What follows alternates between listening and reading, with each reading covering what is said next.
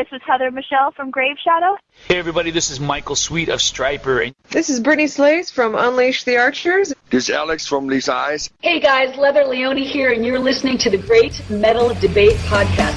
I am the wolf that laughs so hard. I am the wolf that laughs so hard. Watching you try to dull your eyes. Still a mask that I'm on guard.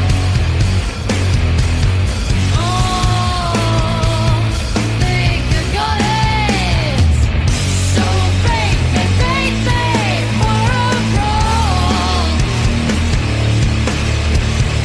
Hey music fans, the Great Metal Debate returns with another metal artist interview. Today we're bringing you the folks from Aboleth. Thanks so much for coming on the podcast. Hey, great. Thanks for having us. Well, we're talking to you at the Warehouse in Clarksville, Tennessee. Is this the first time Aboleth has played in this part of the U.S.? Yeah, this is actually our first tour. In fact, our first album hasn't come out yet. It comes out tomorrow, which is, what's the date on that? 25th of May, which is tomorrow. And this is, I think, just your third day on the... Oh, no, this is day 11. Day 11? Yeah, day 11. We've been driving long and hard. We've been doing a lot of eight-hour drives, getting from venue to venue, seeing all sorts of crazy parts of the country and having a great time, meeting great people. It's been amazing. The first show was May 11th, and tour goes until June 3rd. And this is across North America, opening for Raven Black. How did you guys come to get on this amazing tour? So Raven Black and us are label mates. We're on the WURMgroup label that's run by Ulrich Wild. He is an amazing producer. He's done Pantera records, White Zombie and Deftones, and a whole bunch of amazing heavy bands like that. So they were looking for a supporting act, and yeah, that's pretty much how it came together. Yeah. Well, I want to talk a lot about your new album, but before we get into that, let's talk a little bit about your background. How did each of you get into music? Oh, well, I don't know if you even have a choice, because like music was such a big call that I even never even think about doing something else. For me, my mom is a musician, so she had a huge influence on me, inspired me to do it myself, and I grew up on all the stuff she listened to when she was growing up, so it came naturally to me too. Well, my dad was a bass player, and he played jazz, and he was a working musician for most of my childhood until he finally ended up just kind of settling down and get a day job. But yeah, I pretty much had no choice. I had to learn an instrument. But he wanted me to be a jazz musician or a classical musician, and my teen rebellion was starting to play rock and roll and heavy metal. So, Did you get any classical training? oh yeah, I was actually a music major in college. I've studied upright bass for years. I studied upright bass for years, but yeah, I mean, as much as I love jazz and I love playing jazz, it's not my thing. You know, metal has always been my thing, or heavy rock, stoner rock, rock and roll, the blues. Jazz, I love it, but just doesn't resonate with me like dirty power chords do. Well, so tell us, how did the band Aboleth come together initially? So I was in this prog rock band at the time. How long have we been doing this? It was 4 years ago. Okay, 4 years ago. Oh my god. Yeah, it's been a while. I was in this other band with my friend. We were looking for a bass player and a drummer, and so we stuck these ads up all over Los Angeles, which is where we're based. And Colin's band at the time, Ultra Electric Mega Galactic, we hung an ad up in what happened to be their practice space, and he basically... Do you want to finish the story? So I stole her from the other band, and I apologize to Nigel for doing that because he's a great dude. But yeah, as soon as I heard her voice, I knew that I had to work with her. It was really everything I've ever wanted in a vocalist. Just the elements of Janis Joplin, Chris Cornell, Robert Plant, all sort of forming this one amazing sound through this young lady. And I knew. I didn't know what we were going to be doing together, but I knew we were going to be making music together. So that segues into my next question. What is Aboleth trying to accomplish musically? What how would you describe the Aboleth sound? So I always say that we're metalheads who love the blues, so we're kind of like stuck in a limbo between both genres, and it's a combination. We call it dirt metal because there's no name for it yet, and of course with all the metal subgenres you gotta name it something. So, but yeah, it's like, you know, definitely very bluesy with the raw vocals. Headbanging riffs, and then there's also a bit of a grunge influence. We're all big Soundgarden fans in the band, so how would you describe it, Colin? I think you hit the nail on the head. It's I like to think of it as like a heavier ZZ Top with Janis Joplin singing over it, but with the power and range of Chris Cornell. I mean, yeah, dirt metal was a term we coined almost ironically because there are so many subgenres in metal. I guess we're closest lumped in with stoner rock, but none of us are really stoners. But we are, dirty heshers, so we figured dirt metal is our sound. That describes it. It sounds like the desert. It sounds like, kicking some dirt off your boots. So that's what we went with. Yeah, the desert is a big part of the vibe. We recorded our first EP out in Yucca Valley, so we love the desert. So dirt metal. Talk about the subgenres. I'm curious, as a band who's just kind of starting out, is that a challenge when you don't fit into a specific subgenre, or do you find that fans maybe gravitate to you because you don't sound like anything they're used to? Yes and no. It was nice. We started out in more of a stoner doom kind of direction. And it's nice, immediately having kind of kindred fans in the scene to play with. But I like that we're moving into our own direction because people definitely pick up on it. We get a lot of feedback being like, oh, you guys are doing something fresh, something new. And on the other hand, there's people that are like, no, this doesn't sound like stoner rock, and they don't like it. But, so. Metal elitists are part of the scene, so you have to expect that. You're one of the few trios that we've had on the podcast before. I think Night Demon and maybe a few others, but not many three-pieces. What's the challenge of being that, and then what are also maybe the positives? I'm always intrigued when I see a three-piece performing metal live. It's a little different vibe than when you have, like an Helvete where you have 15 people on stage. Yeah. Well, we not only is it a challenge having only three of us, but there's really there's only one stringed instrument in the band. Bullet here is our drummer. Brigitte, of course, is our amazing vocalist. But I play an instrument that I call the bug guitar. It's a hybrid bass guitar type instrument. It's got bass strings and guitar strings on the same neck. I then run that through a bass amp and a guitar amp simultaneously that I place on either side of the stage, so I get a big full stereo sound. The challenges, well, they are multitude because I'm the only one filling in that void. If there's an equipment problem, there's no music. If I break a string, there's no music. I have to, really react quickly to make sure that, I'm producing the sound, sound out there and not making mistakes, basically, because there's no one else I can blame it on or count on to cover it up. But as far as the advantages, I think, first of all, we're doing something like nobody else is doing. No one else plays this instrument as far as I know. If you do, kudos to you. In fact, you're probably better at it than me. But I'm going to do it anyway. And, I think, first of all, it makes for a lot more room in the van because we don't have to have an extra person. But it is allowed, I think, for the songwriting. We can write really quick. I mean, usually Brigitte and I, or at least when we started writing this album, it was just the two of us woodshedding ideas. We could move really quickly and get some ideas down. And it's easy to play around with different ideas when you don't have to teach someone the riff you just came up with, because I'm handling both. So that makes it easy for me. I would assume it gives you some flexibility to when you're performing live. I'm assuming you don't have click tracks going in your ears, that you can riff, you can play a little longer, do whatever you like. Yeah, no, we don't play to a click track. It's all raw, it's all live. And on the good side, it's like he's the only guy who's managing the strings.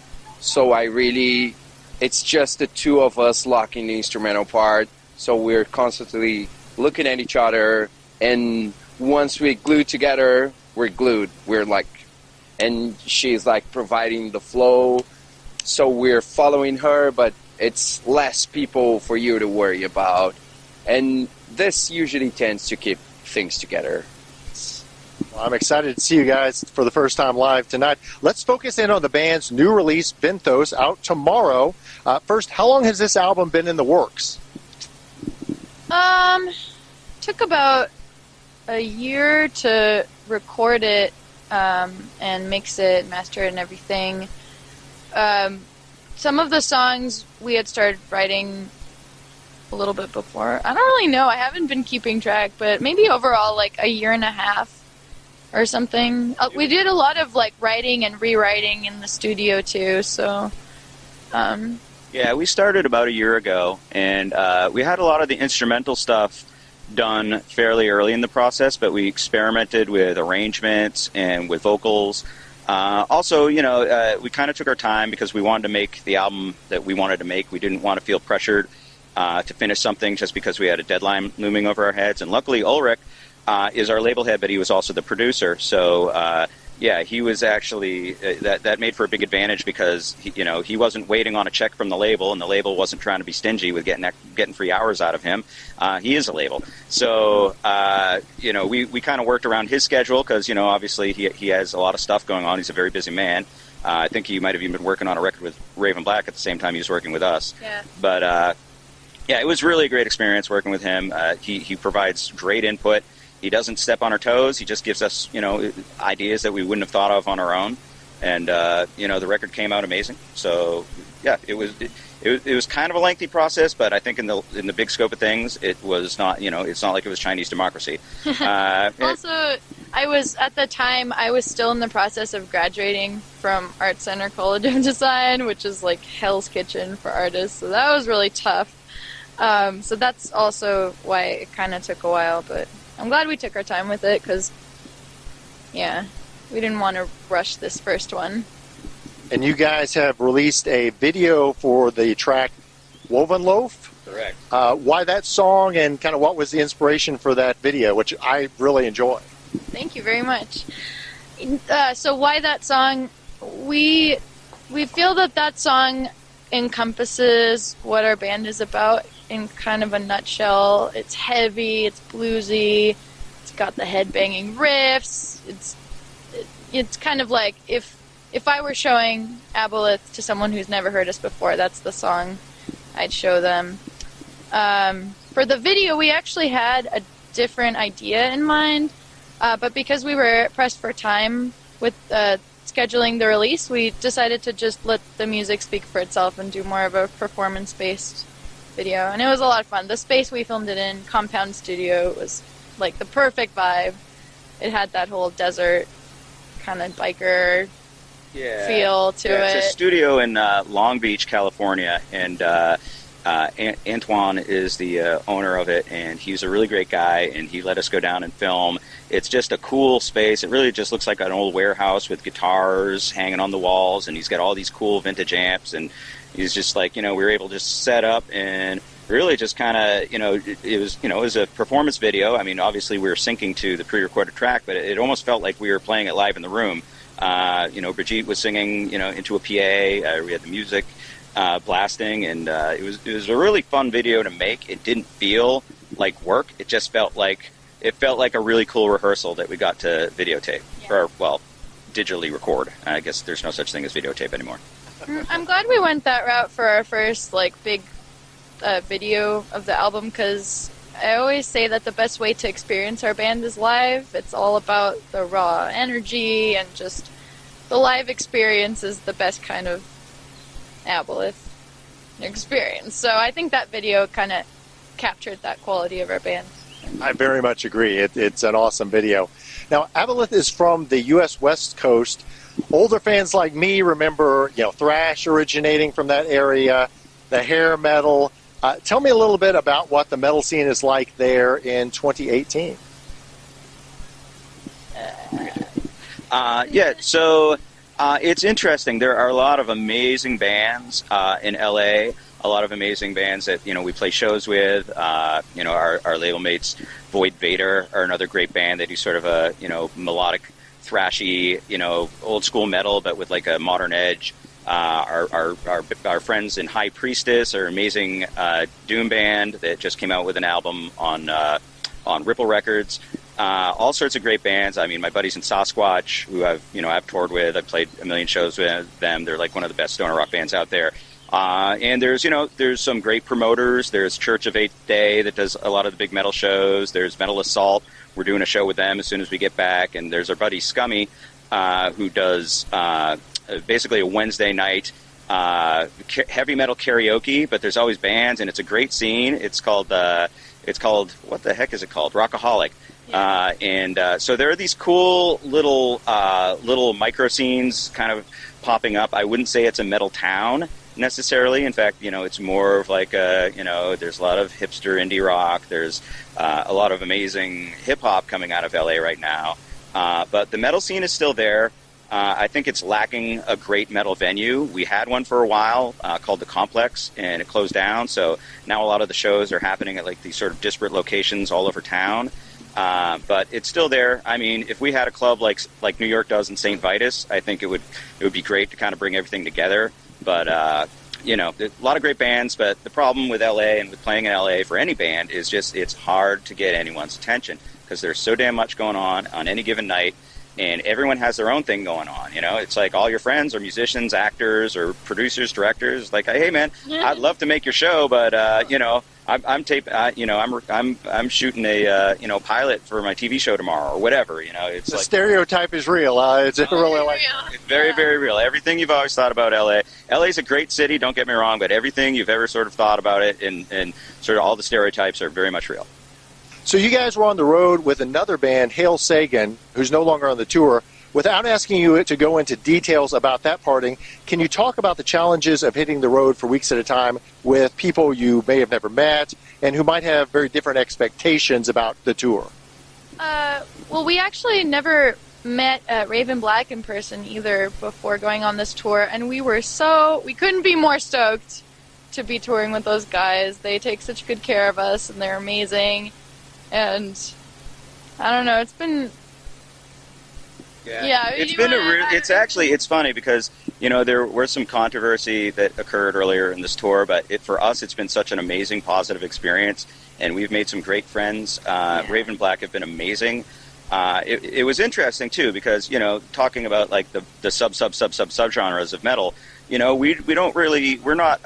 we're not necessarily a natural fit because we're playing sort of different genres, but it's been actually an amazing fit in terms of, the crowd seemed to dig the way the two bands flow together, and for us it's been amazing playing with these guys. They're great at what they do. They put on an amazing show, but more importantly, they're just great people. Every single one of the people in this band are just amazing.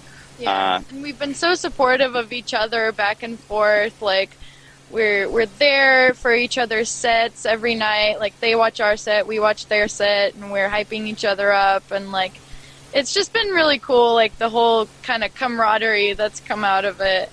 Even though we're in seemingly, such different genres, but it's all music at the end of the day.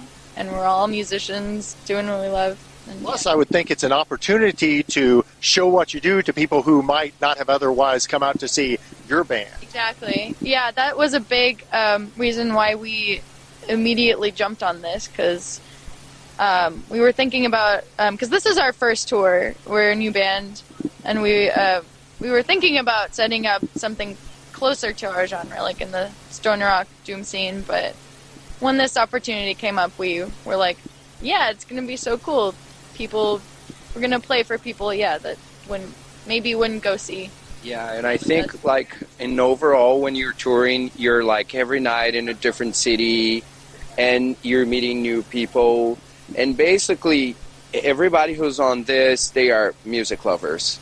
So they went out to see somebody perform, and it happens to usually be a really nice night. You meet really cool people, you witness, like, different kind of people playing different kinds of music, and I think like everybody benefits from that.